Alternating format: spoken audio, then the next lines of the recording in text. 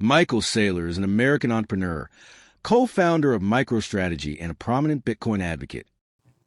2026 is a great year, a transition year where we're seeing the large banks embrace Bitcoin. We're launching all these digital credit products like Stretch to retail investors and retirees and corporate treasurers and financiers, and that's a great new group of supporters for Bitcoin. We've got probably the most supportive set of financial regulators in the history of the industry, going into the Fed, at Treasury, at the CFT, the SEC. So, and we've got the Clarity Act soon to be passed, which is just very enormously legitimizing for the entire industry.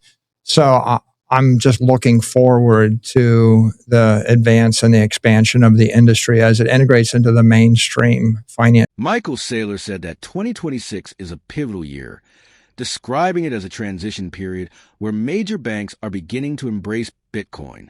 He highlighted the launch of new digital credit products like Stretch, targeting retail investors, retirees, corporate treasurers, and finance professionals, calling this a promising new wave of support for Bitcoin. Saylor also noted that the current set of financial regulators across the Federal Reserve, the Treasury, the CFTC, and the SEC are likely the most supportive in the industry's history. Additionally, he mentioned the upcoming passage of the Clarity Act, which he believes will significantly legitimize the cryptocurrency sector, and expressed optimism about the industry's continued integration into mainstream finance. The main point highlighted by Michael Saylor is that 2026 marks a transition year with major banks and regulators increasingly embracing Bitcoin, signaling its integration into mainstream finance. Yeah, well, I think number one, AI is going to radically transform every product and service and every role, in our civilization. And, one of the more negatives is it's demonetizing human capital. It's like if your company had 15,000 trained professionals, it's more challenging because it's possible the AI might start to automate out 8,000 of those jobs. But on the other hand, as it demonetizes human capital, it accelerates the transition of capital to digital capital. So it's monetizing digital capital, and that's what Bitcoin is. So broadly speaking, as you see this develop, it's driving a lot of wealth into digital capital. I think that's positive. I think there are a lot of interesting applications of AI. In theory, you can create an AI that's transnational. You can capitalize it with Bitcoin. You can release it to the universe, and it can become autonomous. And you couldn't capitalize an AI with fiat currency or any kind of conventional security portfolio. So you may see autonomous creatures or autonomous actors that are capitalized with Bitcoin going forward. That would be interesting. I think it's inevitable that the AIs will do things faster and more sophisticated. So in a world of a billion AIs, talking to a billion AIs a billion times an hour on Saturday night, they're going to bypass conventional analog assets, and they're going to bypass traditional financial systems, and they're going to want to move digital assets, digital currency, digital capital around on a digital standard. And of course, the two things that Bitcoin offers that are just really important are it offers an uncorruptible network of capital or source of capital. So it is that, but also it offers an immutable global source of truth and integrity. So I think the AIs will want to use that for authentication.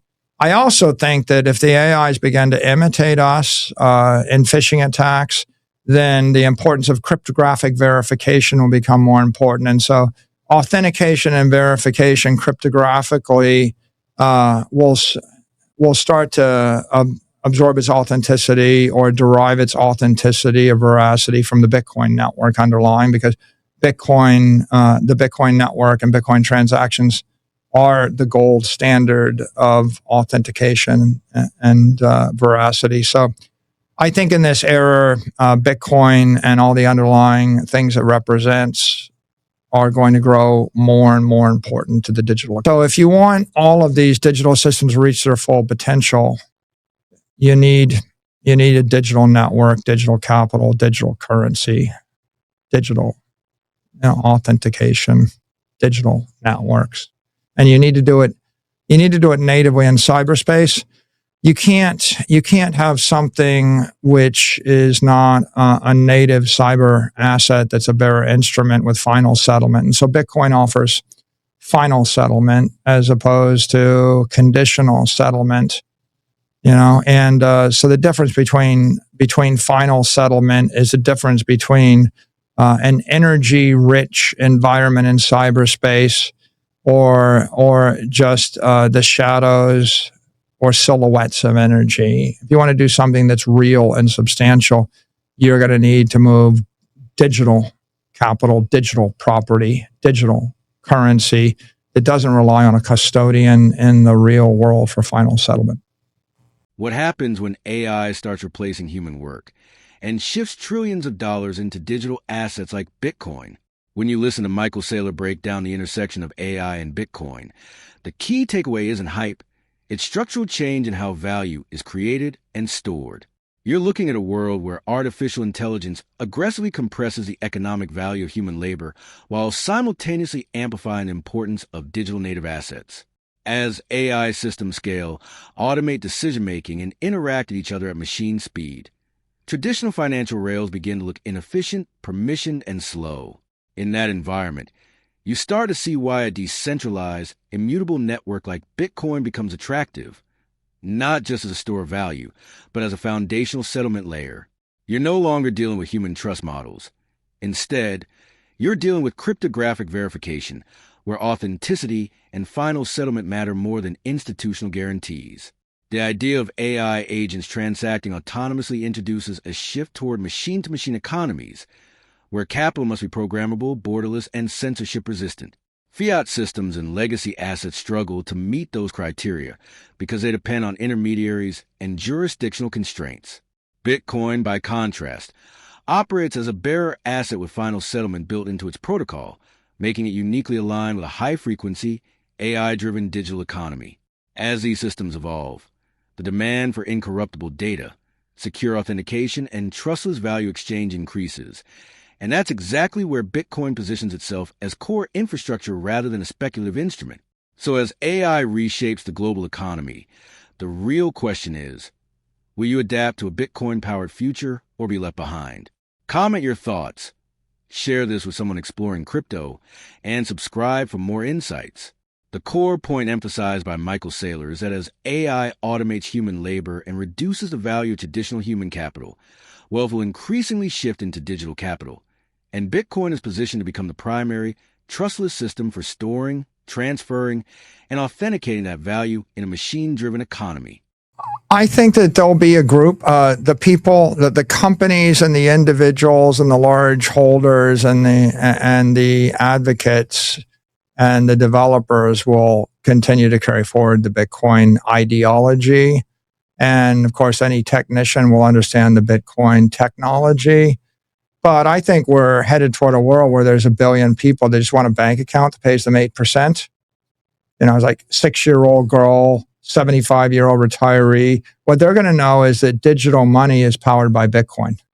And it's kind of like your electricity came from a nuclear reactor, and you don't really know how to create a nuclear reactor, or you don't know how tricky it is, but it's like really good, cheap electricity. And so I really think that as Bitcoin spreads, what you're going to have is a group of people that understand very intricately the technology. But the great masses of people, it's like they don't want to know how the plane works. They don't want to know how the car works. They don't want to know where the electricity comes from. They don't want to know how their food was prepared. Like most people don't know, how you create a Coca-Cola beverage or how do you create these things? Nobody knows how to make an iPhone. All they know is that they've got this insanely good product that solves the problems in their life, and it's based upon superior technology. Instrument that we can sell billions and billions of dollars of. Right? How do we build the best one? How do we build the best one and make sure that there's massive global adoption? Right? You want to do something with the AIs, and it's if it almost does something, then it's not that interesting. But if you keep pushing and you find a way to get it to do the thing, it's a 0 to 1 moment. And so right now you have to consider that pretty much every product and service and idea that's ever been implemented in the history of the world, you may be able to re-implement better. And a host of millions or tens of millions of ideas that have never been practical to implement are now practical. And I think you want to be the first person to figure out how to do something new and useful. And the only way to be the first person to figure out how to do something is try to do something, right? So I think, and if you can't do it this month, in 4 weeks, you might be able to do it. So we're at this very pivotal transition point where every few weeks, something that was not workable ever in the history of the world all of a sudden becomes technically practical, right? I remember at MIT 40 years ago, the AI lab, they were trying to get speech recognition to work and try to talk to computers, get the computers to talk back. They spent 40 years. And then they spent years and years and years. And then all of a sudden, a year ago, click, it started working. And we're just about to get to the point where not only will it work, it'll work instantly. And the person that you talk to will have like almost instant awareness of everything. And so technology fails until it succeeds. My advice is attempt to do something that's really important to you and just keep trying. Use every possible tool in every possible mode and keep at it. At some point, you'll actually make a breakthrough. You're about to enter a world where Bitcoin powers your money, but you never need to understand how it works. You're looking at a future where cryptocurrency, especially Bitcoin, quietly shifts from a complex innovation into an invisible financial backbone. The speaker highlights a split you need to understand. A small, committed layer developers, institutions, and advocates will carry the ideological and technical depth, while the majority simply interacts with outcomes. Just like you don't question how electricity is generated or how your smartphone operates, you won't need to grasp blockchain mechanics to benefit from it. What matters to you is utility, secure savings, predictable yield, and seamless transactions. This signals a transition from curiosity-driven adoption to convenience-driven mass usage, where Bitcoin becomes infrastructure rather than a topic. At the same time, the conversation pushes you toward action in a rapidly evolving landscape shaped by AI and digital finance. You're positioned in a moment where previously impossible ideas are becoming executable within weeks, not decades. That means your advantage doesn't come from waiting for clarity. It comes from experimenting early. If you aim to participate in this shift, your focus should be on identifying practical applications, not mastering theory, because the real leverage lies in building or using systems that deliver immediate, tangible value. As you move forward in the evolving crypto landscape, the key takeaway is clear.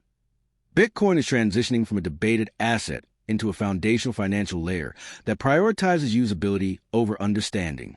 You're not required to decode its protocol to benefit from its impact. What matters is how effectively it integrates into services that deliver stability, yield, and accessibility. The speaker's argument reinforces that adoption will be driven less by ideology and more by performance and convenience. At the same time, the parallel rise of AI signals that execution speed is becoming your biggest edge. Opportunities won't wait for perfect clarity. They will favor those who test, adapt, and implement quickly. If you position yourself to leverage tools that simplify complexity while delivering real outcomes, you align with what a market is heading toward abstraction on the surface, but powerful innovation underneath. Stay ahead in the crypto revolution. If this insight sparked your strategy, don't forget to comment, share, and subscribe for more updates. Are you ready to leverage Bitcoin's hidden potential before the masses catch on?